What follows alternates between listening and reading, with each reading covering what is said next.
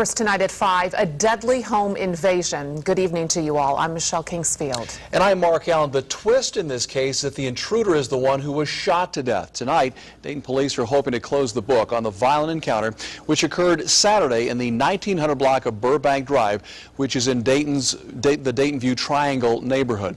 Detectives say the man who lives here opened fire on an 18-year-old woman after she tried to break into his house. Investigators say Ravina Turner had a history of theft and burglary. Now, we talked to her mom, who told us she can't see Turner getting into a fight that would have ended this way.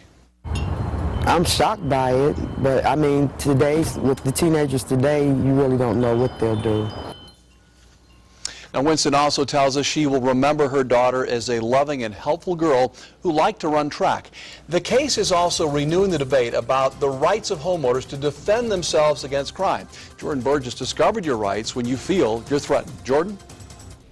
They call it castle doctrine, as in your home is your castle. Now, each state handles it differently, but here in Ohio, some changes to the law a few years ago are designed to protect you in situations similar to what took place in Dayton.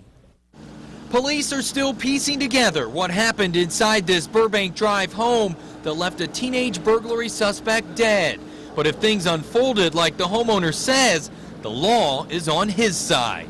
The criminal decided to break in, trespass, and at that point in time they were unlawfully in the house. So Ohio law says that that homeowner had the right to use whatever means of self-defense they chose to. But it wasn't always that way, and even now, reading the law can make it seem confusing. To create a rebuttable presumption that a person acted in self-defense or defense of another when using deadly force that is intended or likely to cause death or great bodily harm to another. So we asked the Buckeye Firearms Association to cut through the confusion. They tell us the changes they pushed that were signed into law in 2008 do two things. One is the criminal can't sue you for defending yourself. If you're harmed during that felony or misdemeanor act of violence, you do not have any civil recourse against the person who brought you harm, and your family does not have any civil recourse. The second change is that the burden is now on the prosecutor to prove you weren't acting in self-defense rather than on you to prove that you were.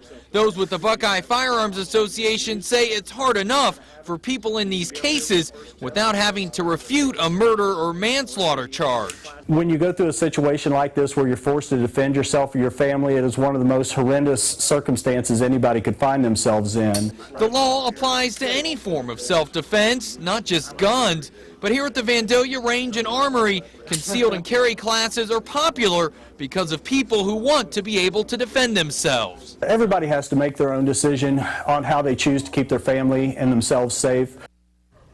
So if the homeowner's story checks out, don't expect any charges in this case, but prosecutors continue to look into things. We'll, of course, keep you posted. Reporting live, Jordan Burgess, 2 News.